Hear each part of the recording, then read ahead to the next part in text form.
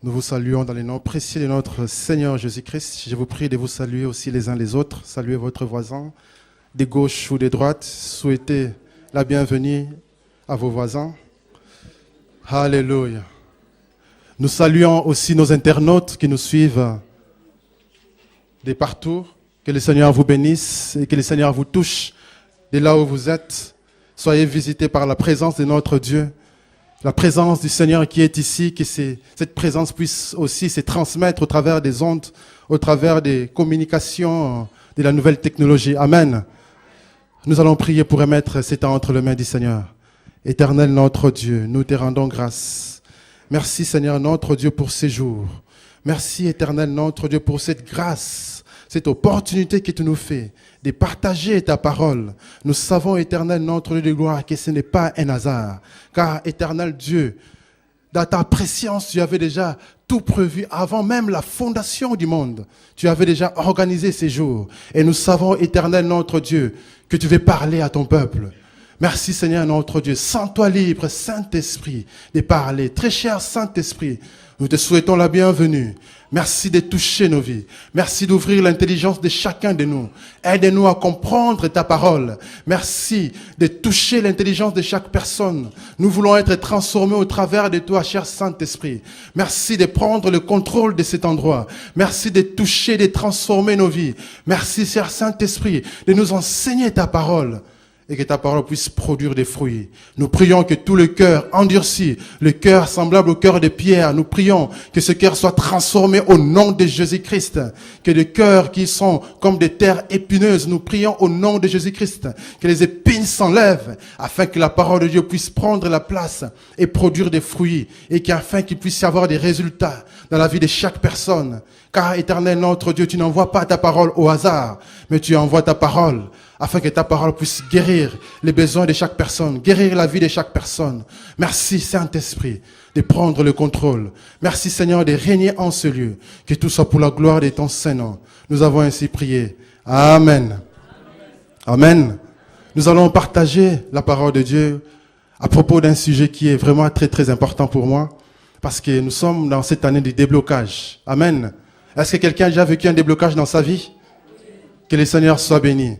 Si tu n'as pas encore vécu un déblocage, sache que l'année n'est pas encore finie. Il nous reste encore 31 jours.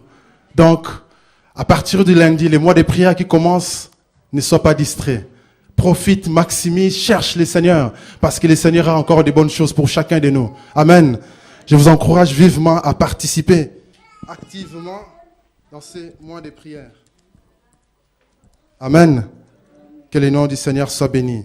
Donc sachez que le Seigneur a un plan merveilleux pour chacun de nous. Le Seigneur a donné plusieurs promesses. Si vous lisez l'Ancien Testament, c'est rempli de promesses. Les prophètes ont prophétisé. Le Seigneur a parlé au travers des gens.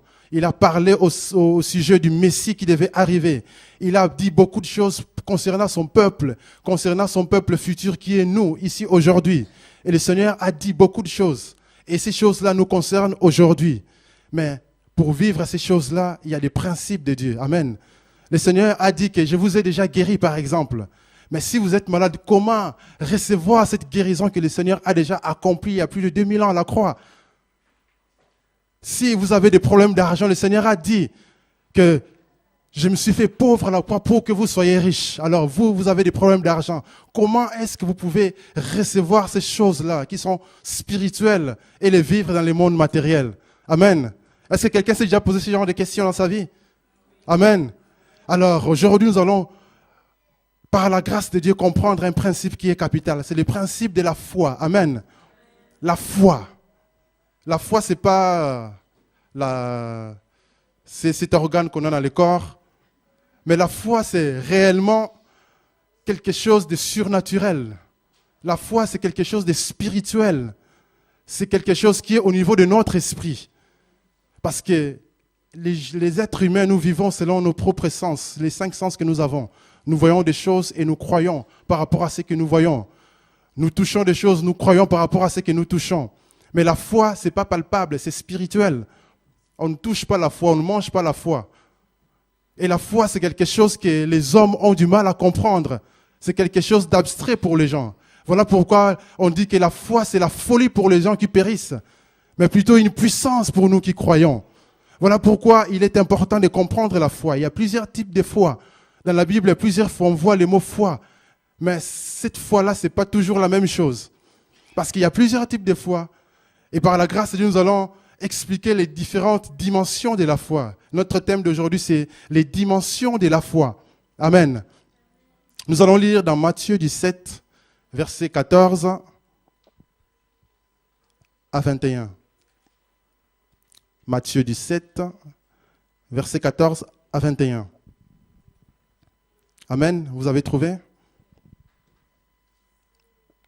Matthieu 17, pas 7, 17, 14 à 21. Vous y êtes? Voilà. Nous lisons tous la parole de Dieu. Je vous prie de bien vouloir vous lever. Nous allons lire la parole de Dieu ensemble. 1, 2, 3. Arrivé.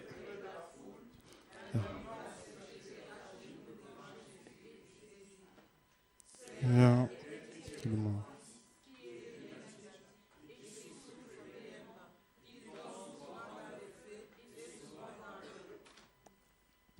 Je l'ai amené à tes disciples et ils n'ont pas pu les guérir. Race incrédule et perverse, répondit Jésus. Jusqu'à quand serai-je avec vous? Jusqu'à quand vous supporterai-je? Amenez-le-moi ici. Jésus parla sévèrement aux démons et l'enfant fut guéri à l'heure même.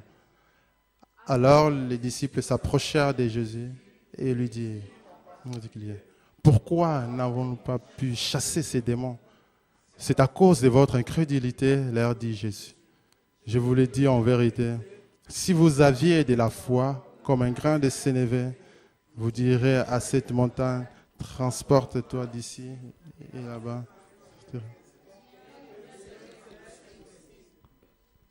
Non, Amen. Je vous prie de vous asseoir dans la présence de notre Dieu. Donc, nous lisons cette histoire pour expliquer un peu le contexte. Jésus était avec 3 de ses disciples sur une haute montagne. Et lorsqu'ils étaient là, ils priaient, ils ont eu une grande vision, une visitation extraordinaire du Seigneur. Le visage de notre Seigneur Jésus-Christ s'est transfiguré. Son visage commençait à briller avec éclat, plus que le soleil. Et ses vêtements devenaient plus blancs que la neige.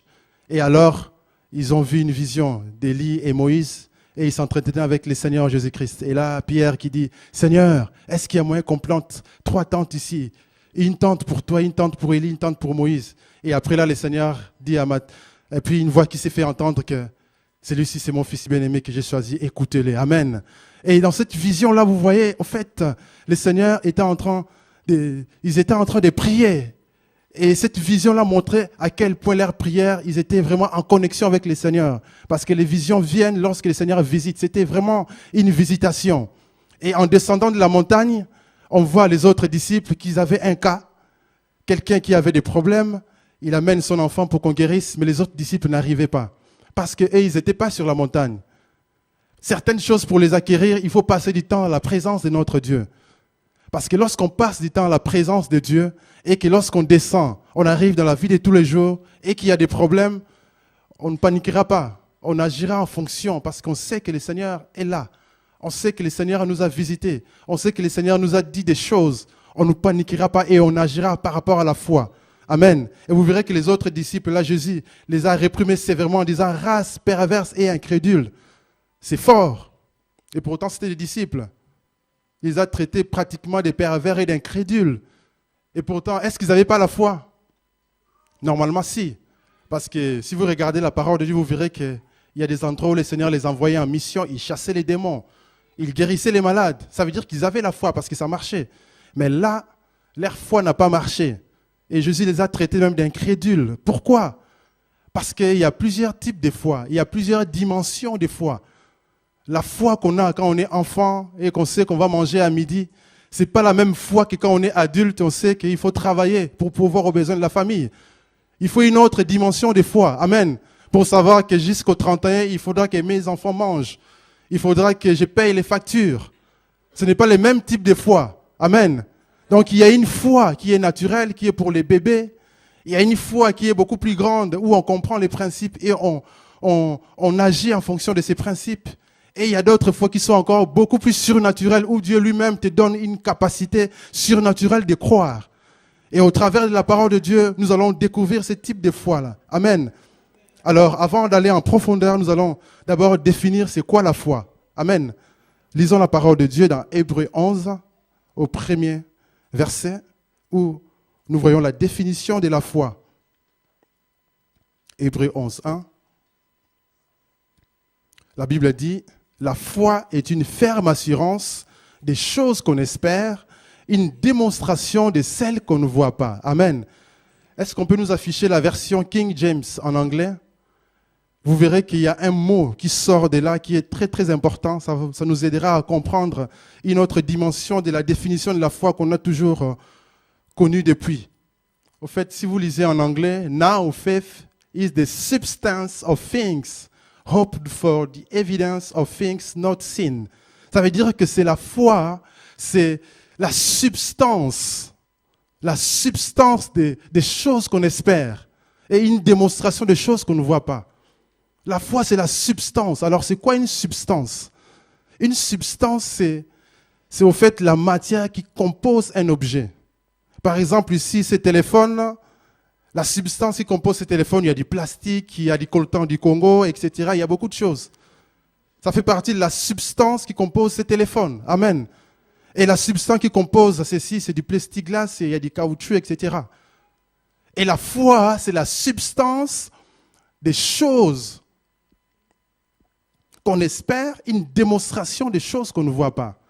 Et si nous lisons encore dans Hébreux 11, au verset 3, ça nous aidera vraiment à comprendre. On peut nous afficher. Dans le verset 3, vous verrez, c'est par la foi que nous reconnaissons que le monde a été formé par la parole de Dieu, en sorte que ce qu'on voit n'a pas été fait des choses visibles. Mais je vais vous lire ici la version d'Arby, qui est beaucoup plus proche du grec original. Vous voyez, regardez, la Bible dit dans la version d'Arby que par la foi, nous comprenons que les mondes au pluriel, ont été formés par la parole de Dieu, de sorte que ce qui se voit n'a pas été fait des choses qui paraissent. Ça veut dire quoi? Ça veut dire que par la foi, nous comprenons que les mondes ont été formés par Dieu, pas un seul monde. Ça veut dire qu'il y a des mondes visibles, les mondes matériels que nous avons, mais il y a aussi des mondes peut-être invisibles. On ne sait pas combien de mondes invisibles il y a. La Bible ne précise pas, mais nous savons qu'il y a un monde invisible qui existe. Amen. Et donc, si nous voyons les premiers versets et les troisième versets, on peut extrapoler en disant que, en fait, la foi, c'est carrément, en fait, c'est la substance des choses qu'on espère, une démonstration des choses qu'on ne voit pas. Ça veut dire que par la foi, je peux récupérer quelque chose qui est dans le monde invisible et le transporter vers le monde visible. Amen. Essayez de lire la parole de Dieu dans Genèse 1, vous verrez. On ne voit pas le Seigneur en train de fabriquer la lumière. Il a simplement parlé, il a dit que la lumière soit et la lumière fut. Pourquoi? Parce que la lumière existait déjà dans le monde invisible. Et par la foi, le Seigneur a parlé, il a dit que la lumière soit et la lumière fut. Donc ça nous fait comprendre qu'il y a plusieurs mondes. Donc des choses à laquelle nous attendons. Si le Seigneur vous a promis la guérison, votre guérison existe dans le monde invisible. Alors, comment entrer dans votre guérison? Il faut parler afin que cette chose qui est dans le monde invisible puisse venir dans le monde visible pour que vous puissiez vivre votre chose. Le Seigneur vous a donné un rêve de construire une maison. Cette maison existe dans le monde invisible et il faut appliquer les principes pour transporter cette maison dans le monde visible. Et c'est un principe de la foi que le Seigneur nous a particulièrement enseigné en disant qu'il faut proclamer, il faut appeler ces choses-là, que ces choses-là viennent dans le monde visible. Vous cherchez un travail, votre travail dans le monde invisible, il faudra l'appeler, que ce travail vienne dans le monde visible pour que vous puissiez entrer dedans. C'est pour ça que le Seigneur, en créant, il a dit simplement que la lumière soit et la lumière fut. Et la lumière est apparue. Il a dit que les luminaires apparaissent. Il a mis les luminaires, les étoiles, etc. Il a dit que les eaux se séparent. Les eaux se sont séparées. Il a simplement appelé ce qui existait déjà. Il l'a amené dans le monde visible. Amen. Et donc la foi nous permet, au fait, nous permet de prendre ce qui est invisible, de l'amener vers le visible. Donc, le monde invisible, c'est la substance du monde visible. Amen, vous comprenez? Par rapport à notre verset 3.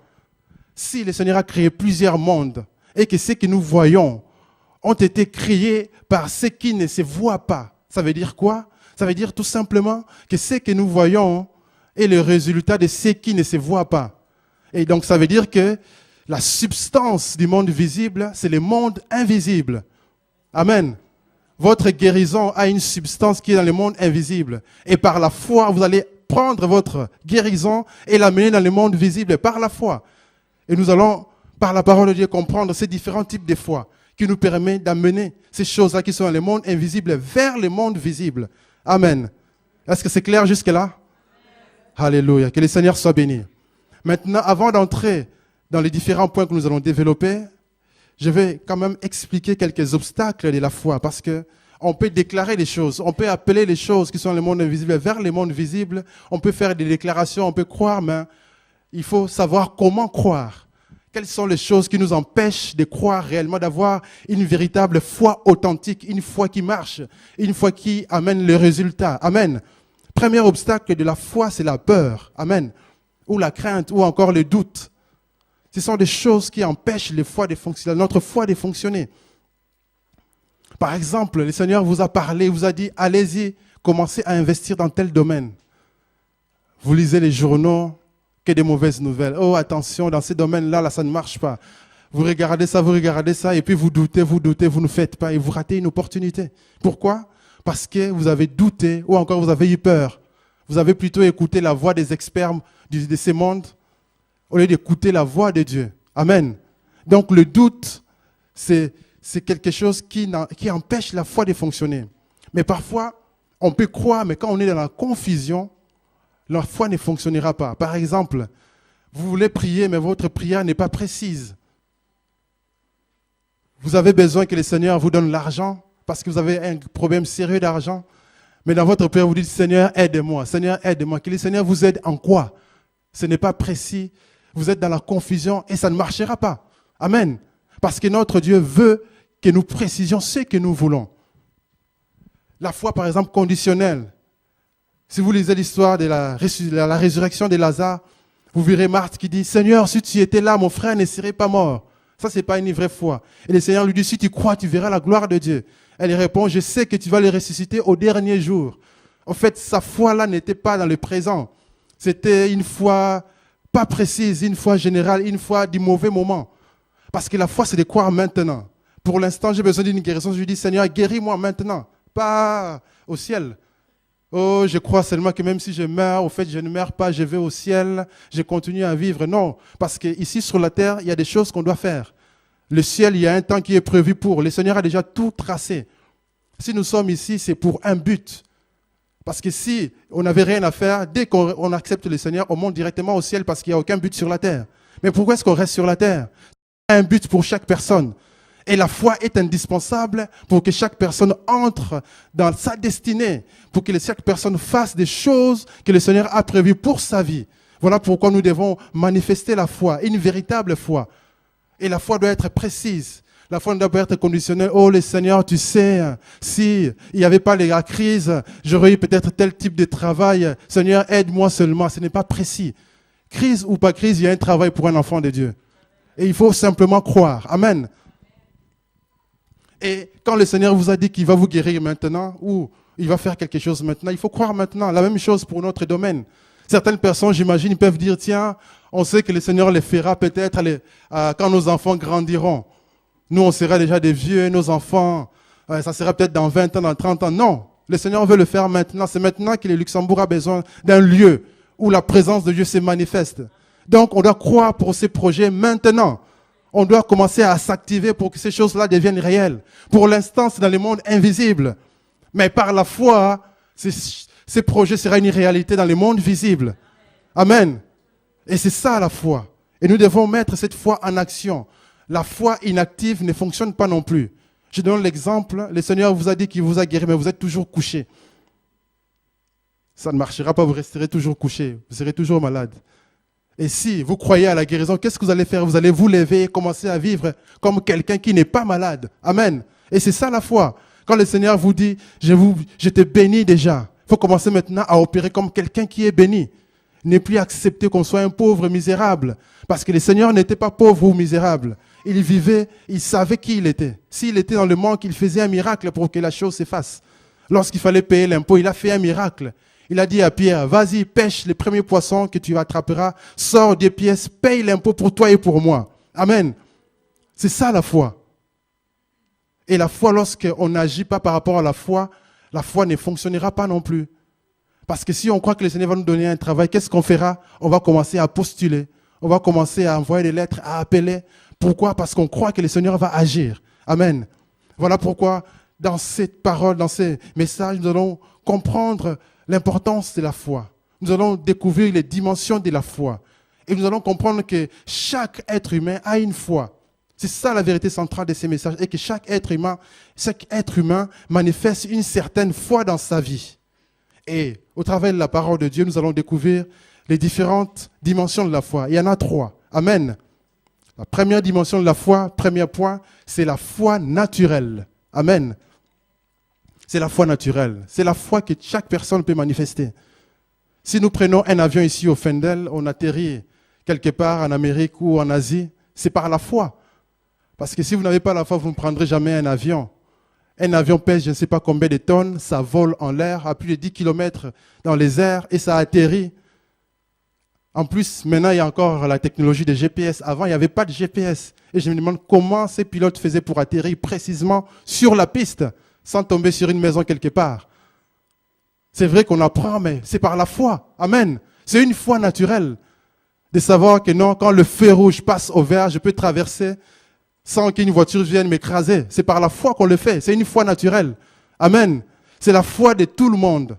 Et le Seigneur utilise aussi cette foi pour amener les gens à lui.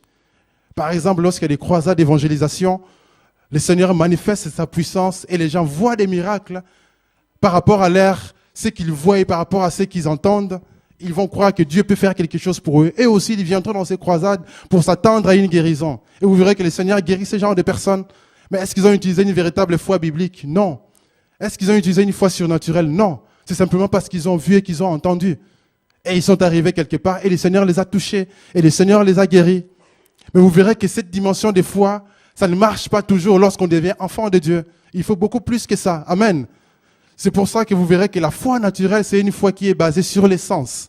C'est-à-dire sur ce que nous voyons, sur ce que nous pouvons toucher, sur ce que nous pouvons entendre, sur ce que nous pouvons sentir. Si vous entrez à la maison et que ça sent bon, vous avez la foi que vous mangerez bien. Mais si ça sent le brûlé, vous avez peut-être peur de manger. Vous avez peur de croire que si vous allez manger bien ou pas. Amen. Parce que vous avez senti quelque chose. Vous avez utilisé la foi des sens, votre odorat. La même chose. Lorsque vous touchez, vous sentez que non, ça c'est quelque chose de solide parce que ça ne bouge pas trop. C'est la foi naturelle. On l'utilise dans la vie de tous les jours.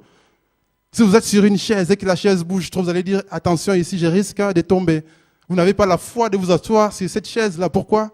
Parce que vous sentez que ça bouge. Ce n'est pas stable. Et ça, c'est une foi naturelle. Mais le Seigneur veut que nous agissions à une foi beaucoup plus grande que ça, que celle-là. Amen. Et dans Hébreux 11, verset 6, la Bible dit quoi? Or, la foi est une... Non, Hébreux 11, 6, pardon. Hébreux 11, 6. Or, sans la foi, il est impossible de lui plaire, de lui être agréable, car il faut que celui qui s'approche de Dieu croit que Dieu existe et qu'il est le rémunérateur de ceux qui les cherchent. Amen. Je vais vous lire ici la version Darby qui est un peu différente, qui nous sort un mot qui est important. La Bible dit dans toujours Hébreux 11, 6, version Darby, « Or, sans la foi, il est impossible de lui plaire, car il faut que celui qui s'approche de Dieu croit que Dieu est. Dieu est. Et qu'il est le rémunérateur de ceux qui le cherchent. » Donc, lorsqu'on s'approche de Dieu, la première des choses, il faut croire que Dieu existe et qu'il l'est. Vous vous rappelez de quand Moïse était devant le buisson, le Seigneur lui a dit, je m'appelle Je suis. Et le Dieu a fait référence à Je suis. Je suis l'Éternel, je suis le seul véritable Dieu. Je suis le Dieu créateur de toutes choses. Je suis le Dieu qui existe. J'existe par moi-même. Je n'ai ni commencement ni fin. Et les Juifs utilisaient les mots Yahweh, YHWH, les tétragrammes. C'est ces noms-là qu'ils utilisaient comme les noms propres de Dieu. Parce que le nom Elohim, c'est l'équivalent de Dieu en français. C'est un nom qu'on utilise même pour les faux dieux. Par exemple, les Baals, les dieux, les Astartés, ce sont les Elohim aussi. Mais ce ne sont pas les vrais dieux, ce n'est pas Yahweh. Et Yahweh, c'est le vrai nom de Dieu que Moïse a eu par révélation. C'est Dieu-là qu'on appelle « Je suis ». Et donc, lorsqu'on veut s'approcher de Dieu, la première des choses, c'est de savoir que notre Dieu est. Ça veut dire que c'est le Dieu « Je suis ». C'est le seul véritable Dieu et c'est le créateur du ciel et de la terre. Parce que si on ne croit pas à cela, Dieu n'agira pas. Il n'y aura pas de miracle sans reconnaître que ce Dieu-là, c'est le seul véritable Dieu. C'est pour ça que la Bible dit, sans la foi, on ne peut pas être agréable à Dieu. Parce que si on ne croit pas que notre Dieu est le seul véritable Dieu, il n'opérera pas les miracles qu'il faut. C'est pour ça que c'est quelque chose de capital dans la foi naturelle.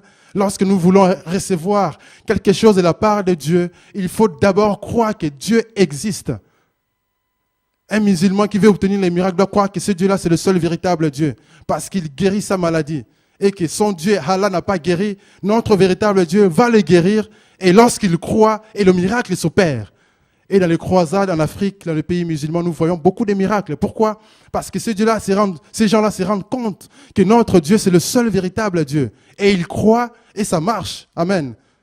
Et lorsque Dieu fait éclater sa gloire et beaucoup de gens croient et arrivent au salut. Par exemple, si vous lisez dans les Actes des Apôtres, dans plusieurs endroits, nous voyons, après une grande guérison, beaucoup de gens croient en Dieu. Par exemple, dans Acte 9, versets 32 à 35, c'est la guérison des aînés à Lydde. L'apôtre Pierre était à Lydde. Il allait, le Seigneur lui a dit d'aller quelque part. Il est parti et il y a un certain dénommé Aîné qui était couché depuis 8 ans, paralysé. Et lorsque le Seigneur l'a guéri, il y a eu un réveil. Plusieurs personnes se sont données à Dieu. Pourquoi? Parce qu'il y a un miracle. Et nous aussi, frères et sœurs, prions que Dieu fasse des miracles dans ces pays. Beaucoup de gens ne croient pas, ils sont déprimés, ils sont en train de prendre les antidépresseurs. Beaucoup sont des fous en costard à cravate. Ils se prennent des médicaments tout le temps. Nous avons besoin de faire éclater la puissance de Dieu. Amen. Pour que tous ces gens-là croient que notre Dieu, c'est le véritable. Et que c'est lui le Dieu, je suis. Et que c'est lui, Yahweh, le véritable Dieu. Qu'ils croient et qu'ils voient la manifestation de Dieu. Afin que tous ces gens-là puissent venir au salut. Et nous croyons que cela va bientôt arriver. Il y a ces 2 semaines de prière, cherchons réellement Dieu et que le Seigneur puisse se manifester. Et croyez-moi, frères et sœurs, il y aura des miracles, il y aura des prodiges. Pourquoi? Parce que lorsqu'on cherche Dieu, lorsqu'on a soif de Dieu, lorsqu'on le cherche de tout notre cœur, Dieu se manifeste. Le problème, nous, on n'a pas vraiment soif de Dieu. Parfois, on dort, on se réveille, on prie 5 minutes, on lit 1 ou 2 versets, on va au boulot, on regarde la télé, on mange, on dort. On ne cherche pas vraiment Dieu. Si on commence à chercher Dieu, à vivre dans sa présence, à commencer à prier, à l'adorer, à méditer sa parole, à prier sincèrement, à chercher réellement Dieu, il se manifestera. Parce que Dieu, sa gloire est précieuse, sa présence est précieuse. Il ne donne pas sa présence à des gens qui ne veulent pas de sa présence. Il se manifeste uniquement à ceux qui le cherchent. Voilà pourquoi dans ces versets d'Hébreux 11:6, il dit, il est le rémunérateur de ceux qui le cherchent. Cherchons Dieu et il va nous récompenser. Amen. Et il va nous récompenser sincèrement. Pourquoi? Parce qu'il est le Dieu juste. Parce qu'il est le Dieu des miracles. Voilà pourquoi, bien-aimés, si vous étiez encore à ce stade de cette foi-là, sachez qu'il y a plus que ça. Il faut qu'on arrive à un certain niveau pour manifester réellement la gloire de Dieu. Voilà pourquoi, bien-aimés, la foi naturelle, c'est bien. On peut accepter le Seigneur Jésus-Christ à partir de cette foi-là, parce qu'on a vu Dieu agir dans la vie de telles personnes. On s'est dit, waouh, c'est le vrai Dieu, je me donne à lui. Maintenant, lorsqu'on se donne à Dieu, il faut maintenant passer à un niveau supérieur, à une nouvelle dimension de la foi. Notre deuxième point, c'est la foi biblique. Amen. Cette foi-là est basée sur la parole de Dieu. C'est la foi où quand le Seigneur te dit, va, tu y vas. Lorsque Pierre était dans la barque, le Seigneur marchait sur l'eau, il a dit à Pierre, viens vers moi. Pierre a marché sur l'eau. Comment? Parce qu'il a entendu le Seigneur lui dire, viens. C'est la foi qui est basée sur la parole de Dieu. Sur la parole de Dieu, tu vas agir. Regardez dans la parole de Dieu dans Luc 5. Lorsque Pierre avait péché toute la nuit, il n'avait rien pris. Il n'avait rien pris. Lui, expert pécheur, il n'a rien pu prendre. Mais le Seigneur lui a dit, va en eau plus profonde. Jette ton filet du côté droit. Il a jeté le filet. Il a dit quoi? Par ta parole, je jetterai le filet. Et Pierre a jeté le filet. Qu'est-ce qui s'est passé? C'était une pêche miraculeuse. Il y a eu beaucoup de poissons, à tel point que le filet s'est rompé. Le Seigneur a fait un miracle. Pourquoi? Parce que Pierre a obéi à la parole du Seigneur. Ça, c'est la foi biblique. Et cette foi-là crée les miracles. On a besoin de manifester cette foi pour que le Seigneur fasse quelque chose dans notre vie lorsqu'on est enfant de Dieu. Beaucoup de gens ne vivent rien parce qu'ils ne croient pas. Le Seigneur t'a dit, va, mais tu ne vas pas. Tu ne vivras rien du tout. Parce que la foi, elle est active. La foi, c'est agir par rapport à la parole de Dieu. Ça, c'est la foi biblique. Et c'est par cette foi que nous arrivons au Seigneur. Nous acceptons le Seigneur. Nous croyons que c'est lui notre Dieu. C'est lui le créateur du ciel et de la terre. C'est lui qui est mort à la croix pour nous. Voilà pourquoi la Bible dit que c'est par la foi que nous arrivons au salut. Par la foi, en confessant de par notre bouche que Jésus-Christ est le seul Seigneur. Nous confessons que Jésus-Christ est Seigneur. C'est lui le Sauveur. On dit, et à ce moment-là, on devient enfant de Dieu. Mais si on ne croit pas, on n'arrivera pas à vivre des miracles. Pourquoi? Parce que la foi biblique, c'est une foi qui est basée sur la parole de Dieu. Lorsque le Seigneur vous parle et vous donne un ordre, il faut agir par rapport à ça pour que les miracles s'effacent. Amen. Et cette foi-là, en grec, c'est le mot pistis. C'est le même mot qui a été traduit, c'est le même mot original pour traduire les mots fidélité, par exemple. Si vous regardez dans la Bible, le mot fidélité, c'est le même mot grec, la fidélité, foi. Pour vous montrer que lorsqu'on veut manifester la foi, on doit être fidèle à Dieu. Pourquoi? Parce que Dieu, on dit quoi? Il est le Dieu fidèle. Parce que Dieu, lorsqu'il va vous promettre quelque chose, il va le réaliser. Et la foi aussi, c'est quoi? C'est être fidèle à Dieu. C'est croire que ce que Dieu dit va s'accomplir. Ne pas douter. Réellement accepter la parole que le Seigneur vous donne. C'est avoir une conviction, une confiance concernant notre relation avec le Seigneur. Et on a besoin de manifester cette foi. Et la foi, c'est ce qui nous aide à rester enfants de Dieu. Pourquoi? Parce que le diable, tous les jours, il cherche à ce que vous puissiez tomber dans le péché. La Bible dit que le diable, c'est les voleurs. Il vient pour voler. Il vient pour égorger. Il vient pour détruire. Il veut amener un maximum de personnes en enfer.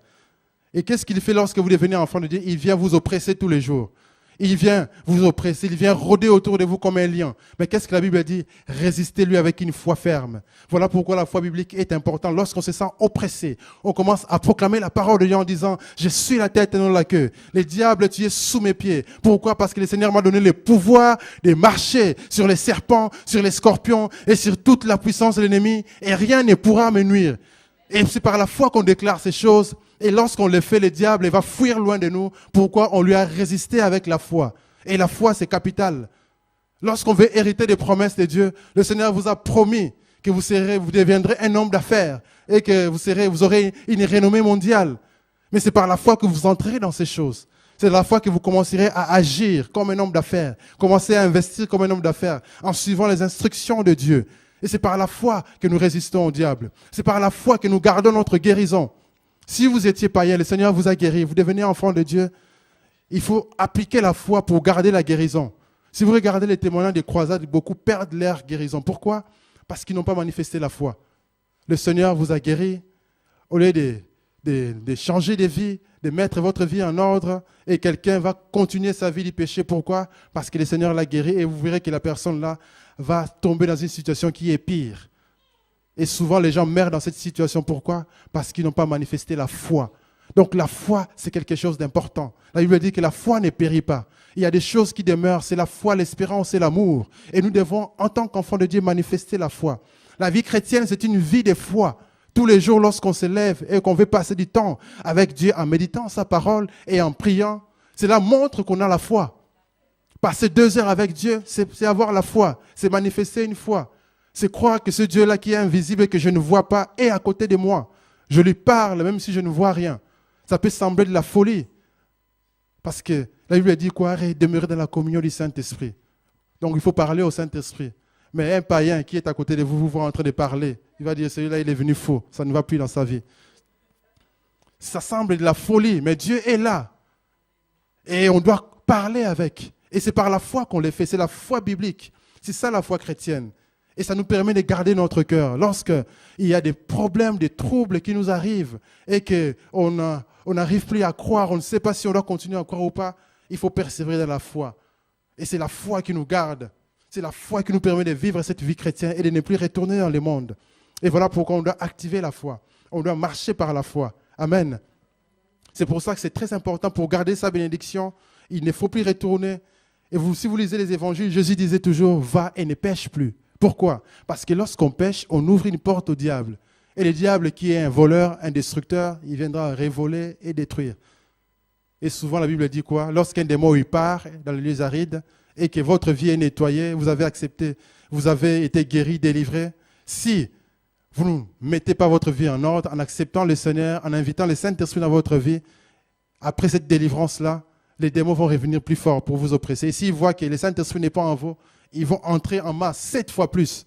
Et la situation de la personne sera pire. Voilà pourquoi certaines personnes qui étaient malades, ils n'ont pas cru au Seigneur après sa guérison. Et s'ils retombent malades, là, c'est catastrophique.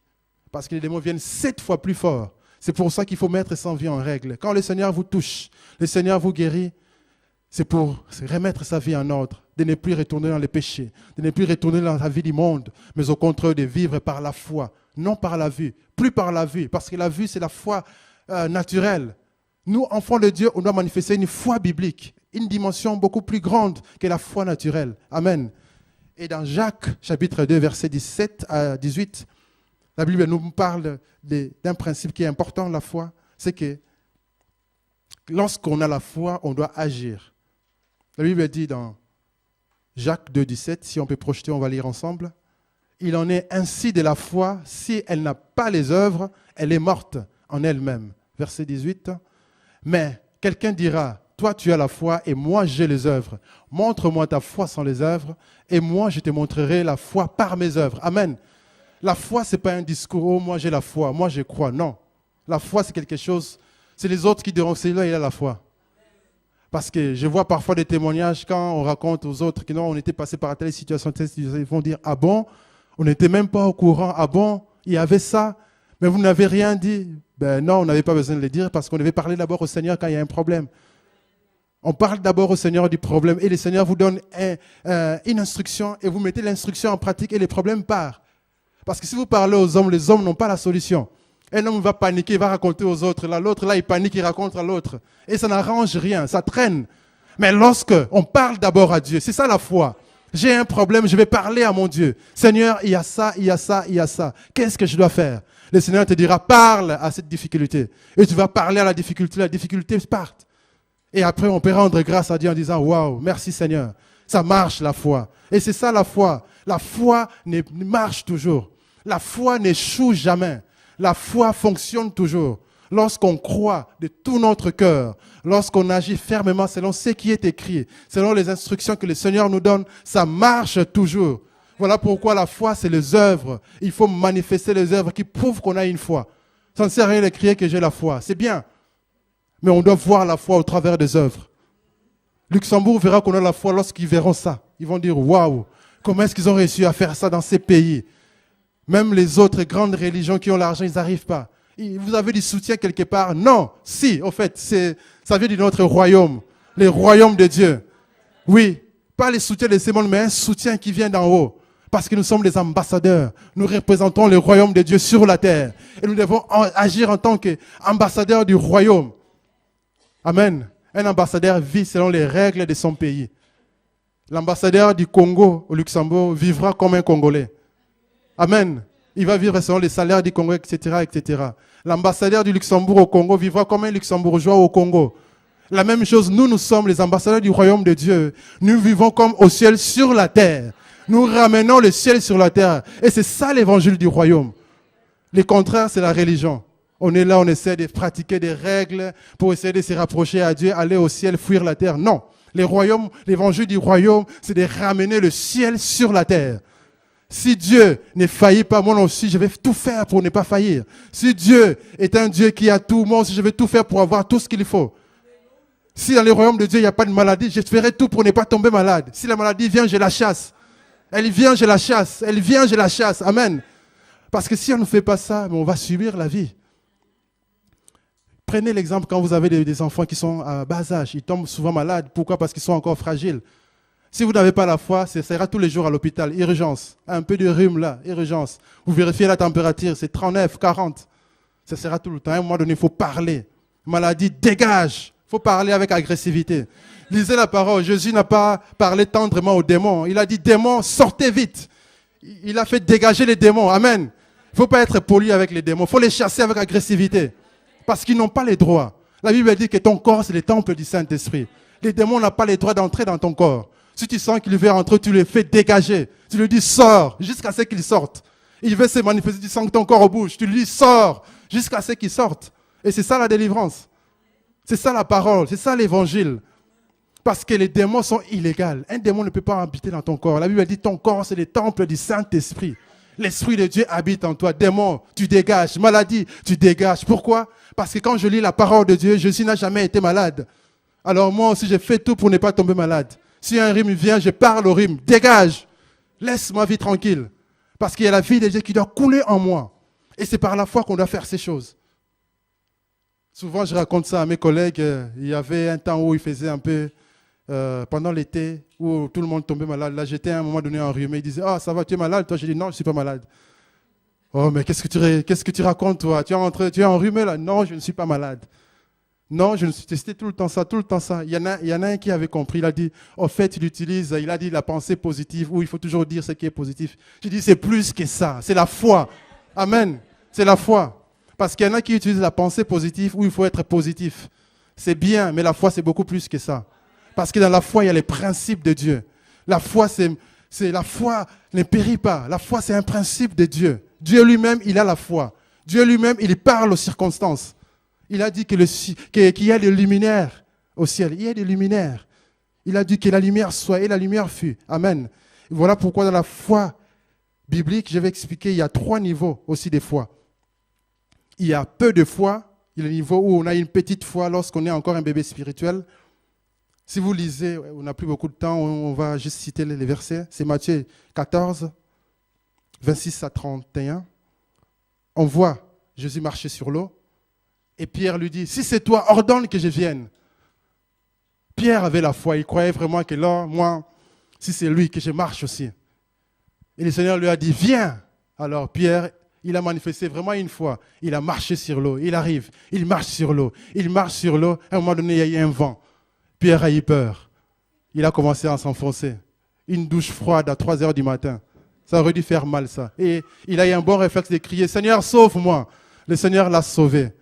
Il a dit, homme de peu de foi, pourquoi as-tu peur? Il a manifesté la foi. Ça a marché.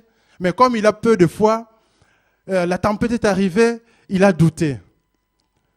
Et ça, c'est le niveau des petites foi. Lorsqu'on est encore bébé spirituel, c'est ce qui arrive. On a parlé à la maladie, on a parlé, on s'est senti bien. À un moment donné, on a éternué un peu, on commence à avoir peur. Oh, ça va revenir.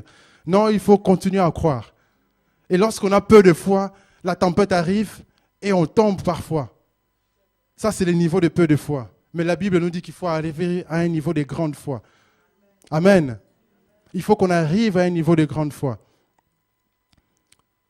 Et prenez aussi ces références-là, Matthieu 8, 23 à 26. Lorsqu'il y avait la tempête dans la barque, les disciples criaient à Dieu, allez, sauve-nous, nous périssons. Jésus lui dormait tranquillement. Et lorsqu'on l'a réveillé, il a parlé à la tempête en disant, silence, tais-toi. Et la tempête s'est apaisée. Il leur a réprimandé en disant, pourquoi avez-vous eu peur? Gens de peu de foi. Pourquoi? Parce qu'ils croyaient peut-être. Mais après, ils ont vu que la tempête continuait, ils ont eu peur. Et la peur, vous vous rappelez, on a dit que c'était un ennemi de la foi. Maintenant, voyons le niveau de la grande foi. Lorsqu'on commence déjà à grandir dans la foi, il y a un niveau qu'on appelle la grande foi. Là, on commence maintenant à mettre en pratique les principes du royaume. On comprend que non, Dieu fonctionne comme ça. Dieu, il est au ciel. Il m'a envoyé ici sur la terre comme un ambassadeur. Donc, je ne dois manquer de rien. Si quelque chose manque, je dois ordonner que la chose arrive. Pourquoi? Parce que par la foi, j'appelle dans le monde visible des choses qui sont dans le monde invisible. Amen. Et c'est ça la grande foi. Lisez dans Matthieu 8, 5 à 10. On n'aura peut-être pas le temps parce que le temps avance. Vous voyez Jairus, enfin les centeniers. Ces centeniers romains, ils abordent Jésus et leur disent, non, mon serviteur est malade. Fais quelque chose. Jésus lui dit, j'arrive, je viens chez toi. Il a dit, non, ne te tracasse pas. Parle seulement. Parce que moi, je suis un centenier. Je donne des ordres. Lorsque je dis à l'un, va, il va. Lorsque je dis à celui-là, viens, viens. Je dis à celui-là, fais ça, il le fait. Il avait compris les principes du royaume. Il avait compris il y a des principes de l'autorité déléguée. Parce que le Seigneur nous a délégué l'autorité. Nous agissons au nom de Jésus. Il nous a délégué son autorité. Il a dit, voici, je vous donne l'autorité de marcher sur les serpents et sur les scorpions, sur toute la puissance de l'ennemi et rien ne pourra vous nuire. Donc, par la foi, lorsqu'on a une grande foi, quelque chose arrive, on parle à la chose. Lorsque l'ennemi essaye de venir vous oppresser, vous sentez que la nuit, ça ne va pas, vous sentez que les enfants tombent malades, vous sentez que même au travail, tout le monde commence à se lever contre vous. Commencez à vous lever dans la prière. Parlez aux circonstances. Parlez à ces circonstances-là. C'est ça la foi. Il ne faut même pas se plaindre. Parce que derrière ces gens ont des réactions bizarres, il y a un esprit. La Bible dit, on ne doit pas se combattre, on ne doit pas se battre contre les hommes. Notre combat est spirituel. On ne lutte pas contre la chair et le sang. Quand quelqu'un est bizarre devant moi, je ne fais pas attention à la personne. Je parle à l'esprit de la personne qui anime cette personne-là. Je chasse cet esprit-là. C'est pour ça que parfois, il faut venir tôt au boulot quand il n'y a personne. Vous parlez et tout le monde sera calme. Pourquoi? Parce que c'est ça la foi. On exerce l'autorité déléguée. Et ces centeniers avaient compris ces principes. Il a dit, parle seulement.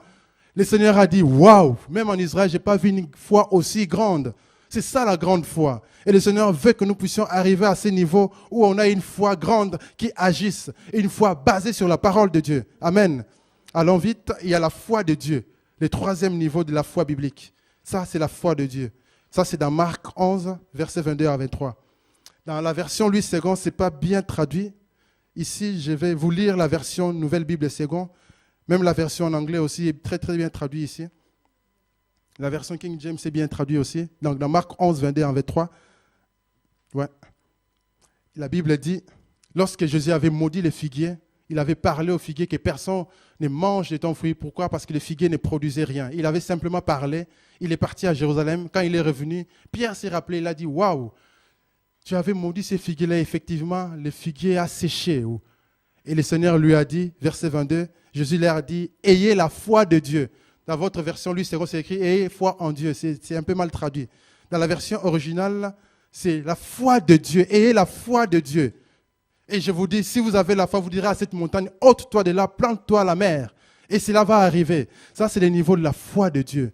Ça veut dire quoi? C'est la foi que Dieu a utilisée pour créer ce monde. Lorsqu'il disait que la lumière soit et la lumière fut. C'est cette foi-là où on parle et les choses arrivent. Ou même quand les médecins disent que c'est fini pour vous, vous n'avez plus de poumons qui fonctionnent, vous allez mourir, vous parlez et le Seigneur crée de nouveaux poumons en vous. Et les médecins vont l'attester. J'ai vu le témoignage d'un pasteur en Afrique, au Kenya. Il était malade à un moment donné, il y a un de ses reins qui ne fonctionnait plus. Il a prié à Dieu, mais il n'avait pas vu la guérison. On l'a opéré, on a enlevé l'autre rein. Il a même lui-même oublié, il avait déjà prié, il a déjà oublié. Lorsqu'il était parti refaire une visite, les médecins ont dit, est-ce que tu t'appelles tel? Il a dit, oui, mais c'est bizarre. Est-ce que c'est vraiment toi? Tu es sûr? Il a montré les papiers. Oui, c'est toujours moi. Mais comment se fait-il que tu as deux reins maintenant? Le Seigneur a créé un autre rein. Pourquoi? Ça, c'est la foi. On a enlevé les reins qui ne fonctionnaient pas. Le Seigneur a dit, allez-y, débarrassez-vous de ce qui ne marche pas. Moi, je vais créer quelque chose qui fonctionne. Et le Seigneur l'a fait. Ça, c'est la foi de Dieu. C'est la foi qui crée. C'est la foi qui amène à l'existence des choses qui n'existaient pas.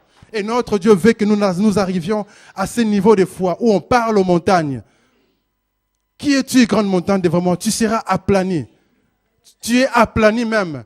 On ne parle plus au futur, mais au présent. Pourquoi? Parce que la foi agit au présent. Là, c'était une prophétie de l'Ancien Testament. Maintenant, il faut dire ça au temps présent. Qui es-tu, grande montagne? Tu es aplani. Qui es-tu, difficulté? Tu es aplani. Qui es-tu, chômage? Tu es aplani. Qui es-tu, pauvreté? Tu es aplani. Qui es-tu, maladie? Tu es aplani. Au nom de Jésus. La foi de Dieu parle. Et lorsqu'on a la foi de Dieu, on doit parler aux circonstances. Amen. On doit parler aux circonstances. Lorsque votre enfant est malade, parlez à la maladie. Maladie, laisse mon enfant. Parce que l'enfant n'a pas été fait pour souffrir de toutes ces maladies bizarres. Amen. Même si l'enfant va à la crèche, priez. Même s'il y a une épidémie, priez, parlez. Ça ne touchera personne. Ebola, tu ne viendras pas au Luxembourg au nom de Jésus. On parle. Pourquoi? Parce que c'est ça la foi. La foi de Dieu parle. Mais ça ne parle pas seulement en l'air. Ça parle de manière spécifique. Si vous avez un problème d'argent, parlez, dites, argent, viens sur mon compte. Et le Seigneur fera en sorte qu'en travaillant, qu'il y ait de l'argent en réserve. La déclaration que nous faisons là, c'est une réalité. Que mon compte bancaire sera toujours positif. Moi, je les vois. Et le compte bancaire, effectivement, il est toujours positif. Vous vivez, vous arrivez à la fin du mois, l'argent est toujours là. Et pourtant, vous regardez, mais je ne gagne pas autant que les autres là qui se plaignent. Pourquoi? Parce que lorsqu'on parle, le Seigneur agit. Il envoie ses anges travailler. Lorsqu'on parle, on active le ministère des anges. Parce que souvent, les gens sont plus conscients des démons que les anges. Sachez que les anges sont plus nombreux que les démons. Il y avait qu'un tiers des anges qui étaient précipités avec les diables et qui sont devenus des démons. Et il y en a une grosse partie qui sont enfermés dans l'abîme. Ils ne fonctionnent pas, ils sont enfermés. Et il y a il y a des autres qui sont en l'air là. Les principautés et autres là. On n'a rien à faire avec eux. Donc ceux qui tourmentent les gens, ils sont ici sur terre là. Il n'y en a pas beaucoup. Donc ceux qui sont avec nous sont plus nombreux que ceux qui sont dans le monde. Élisée avait compris ça. Lorsqu'il était assailli, son serviteur avait peur. Il a dit, Seigneur, ouvre-lui les yeux, qu'il voie que ceux qui sont avec nous sont plus nombreux que ceux qui sont dans ce monde. Nous sommes entourés des anges qui sont là, qui sont en train d'opérer. Il faut être conscient. Lorsqu'on parle, les anges travaillent. Parfois, les anges sont au chômage parce qu'on ne parle pas. On est là toujours en train de prier, Seigneur, fais ceci. Le Seigneur a déjà fait. Maintenant, il faut parler. Ça, je l'ai remarqué souvent. On est en train de prier sur un sujet et le Seigneur nous dit, j'ai déjà fait. Mais on ne voit rien. Mais comment se fait-il qu'il a déjà fait, on ne voit rien? Pourquoi? Parce qu'on n'a pas parlé. Quand le Seigneur a déjà fait, maintenant il faut parler. Lorsqu'on a un problème, on vient prier à Dieu. Seigneur, agis. Seigneur, tu présentes les problèmes à Dieu. Dieu t'est rempli de son esprit et Dieu te dit, maintenant il faut parler. Dès que vous priez, vous sentez l'onction. Le Seigneur est là. Commencez à parler à la situation qui ne marche pas. Et la situation va changer. Dieu est capable de changer la loi de ces pays rien que pour vous. Quelqu'un sera touché au Parlement en disant, non, mais je crois qu'il y a ça, ça, ça. Pourquoi est-ce qu'on ne changerait pas cette loi-là? Et la loi sera changée. Pourquoi? Parce que vous avez parlé à la circonstance. Et la foi de Dieu parle de manière précise. La foi de Dieu ne doute pas. La foi de Dieu parle. Vous êtes malade. Les médecins disent que c'est incurable. Parlez à la maladie. Dieu est capable de changer votre groupe sanguin. Dieu est capable d'ajouter des choses. Dieu est capable de vous guérir là. Je ne sais pas si vous connaissez l'histoire de Kenneth Hagin. Cet homme de Dieu puissant que Dieu a utilisé en Amérique. Lui, il est né avec une malformation dans son corps. Et lorsqu'il a accepté le Seigneur pendant sa maladie, il a découvert ces versets-là qu'on a lus là, dans Marc 11, 22 jusqu'à 24, où c'est écrit que si vous demandez quelque chose que vous croyez, le Seigneur le fera. Il récitait ces versets-là. La foi n'était pas encore activée, ça ne marchait pas. Après 18 mois de maladie, jusqu'à ce qu'il a eu cette conviction-là, et le Seigneur l'a guéri. Et lorsque le Seigneur l'a guéri là, il était presque en train de mourir. Il est presque mort 3 fois, où il voyait son âme sortir de son corps. Il était presque en train de partir. Il disait, Seigneur, tu as dit dans ta parole, si tu demandes quelque chose, cela arrivera. Et il priait, il priait. Il était presque en train de partir là, en train de mourir 3 fois de suite. Et le Seigneur l'a guéri, a fait de lui un serviteur de Dieu puissant. Par la foi, amen. Et la foi, ça marche. Lorsqu'on parle aux circonstances, ça marche. Voilà pourquoi il faut parler à la montagne. Il faut parler à la montagne. Il nous reste encore 1 mois pour terminer l'année. Si vous n'avez pas encore vécu un déblocage, il faut commencer à parler. À la chose qui bloque là, il faut parler. Il faut que ça dégage. Il faut que ça trace, il faut que les chemins soient tracés pour que vous entriez en 2015 pépélé, comme le pasteur aime le dire. Amen. Pourquoi? Parce que si on ne parle pas à la montagne va vous parler. Le pasteur l'avait dit là quand il parlait de la foi, faire la différence avec la foi, lorsqu'il parlait sur cet enseignement-là. Que Dieu veut que tu fasses la différence avec ta foi. Il disait, si tu ne parles pas à ta montagne va te parler. Tu es là, tu ne dis rien, les choses vont commencer, ça va commencer à tourner dans la tête. Vous savez comment ça marche là. Vous commencez à dire, tiens, effectivement, oui, ça ne marche pas. Mais pourquoi? Mais oui, c'est vrai que mes amis ne m'ont même pas appelé, tout le monde m'a abandonné. Mais oui, c'est vrai. D'ailleurs, même mes parents ne m'appellent même pas. Oui, c'est vrai, je suis tout seul, tout le monde m'abandonne. Et déjà, il va te dire, va te suicider. C'est comme ça que les gens se suicident. Pourquoi? Parce que leurs problèmes commençaient à leur parler. Voilà pourquoi il faut parler au problème. Au plus tu parles, ça devient de plus en plus petit, jusqu'à ce que ça disparaisse. Et c'est un principe important. Pour terminer, la 3e dimension de la foi, c'est le don spécial de la foi. On n'a pas le temps de détailler, mais il faut savoir que ce don spécial de la foi, c'est comme si Dieu lui-même vous donne une capacité divine. Vous verrez qu'il y a un problème grave, tout le monde panique. Vous n'avez même pas d'effort à faire, vous êtes tranquille. Vous avez une paix et vous priez calmement et le Seigneur agit. C'est un don spécial des foi.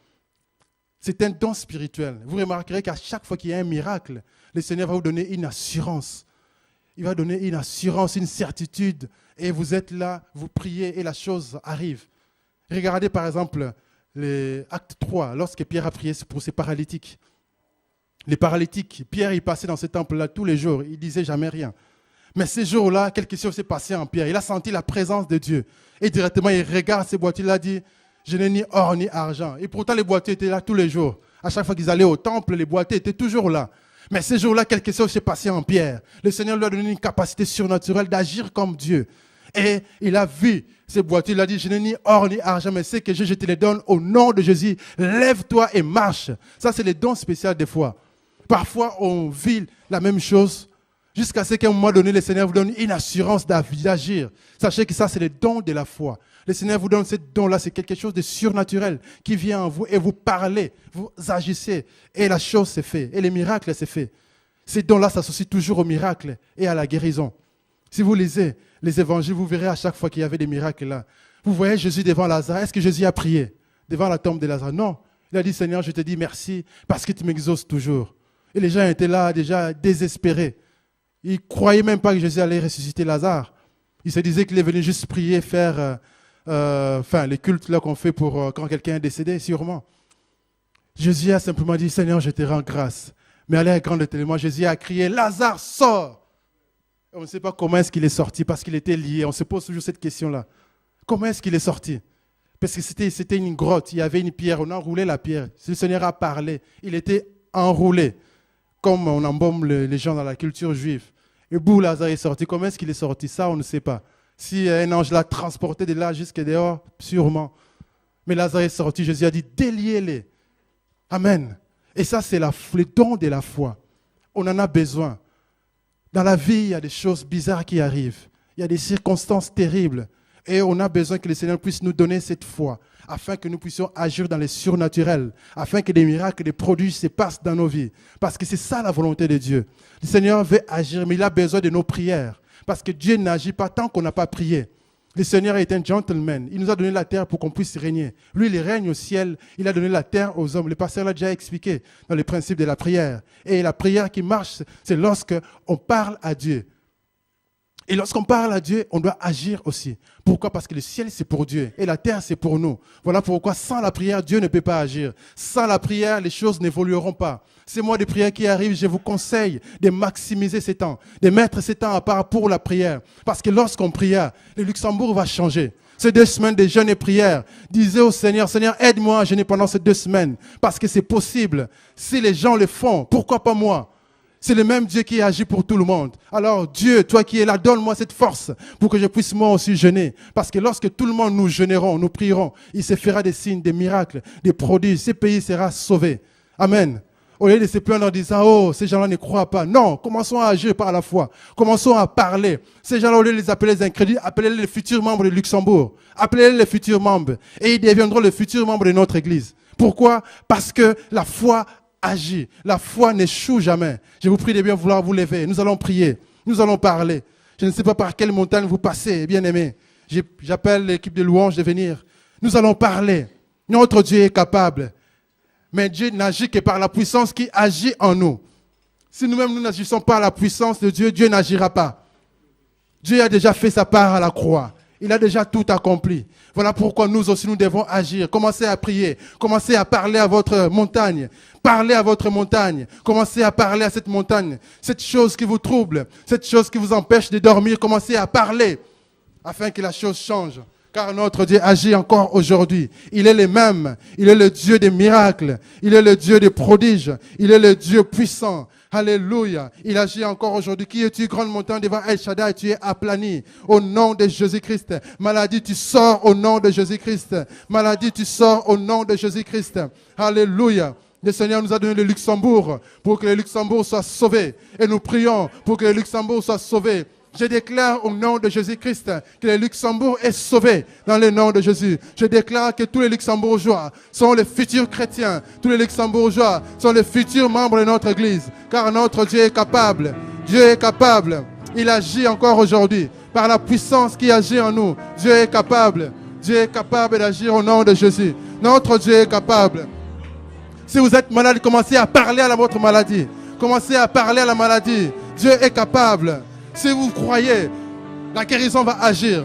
Si vous croyez, la guérison va agir. Si vous croyez, le miracle va se faire. Parce que notre Dieu n'est pas un menteur. Il est fidèle. Lui qui a agi autrefois, il agira aujourd'hui. Parce qu'il est le même. Parce qu'il est le même. Il est le Dieu des miracles. Alléluia. Il a besoin qu'on collabore avec. Il a besoin qu'on puisse activer la foi. Au nom de Jésus.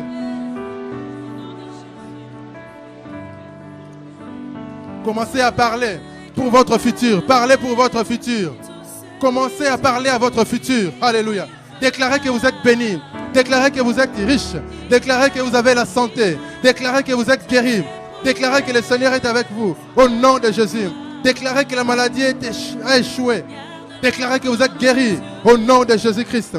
Qui es-tu maladie? Tu es aplani. Qui es-tu maladie? Tu es aplani. Maladie, sors au nom de Jésus. Maladie, tu es aplani au nom de Jésus. Maladie, tu es aplani au nom de Jésus-Christ. Au nom de Jésus-Christ. Qui es-tu blocage devant la vie de nos bien-aimés? Tu es écrasé au nom de Jésus. Nous t'écrasons au nom de Jésus-Christ. Au nom de Jésus-Christ. Au nom puissant de Jésus. Allez, nom de Jésus. Alléluia. Au nom de Jésus. Au nom puissant de Jésus. Qui es-tu maladie? Tu es écrasé aujourd'hui. Qui es-tu chômage?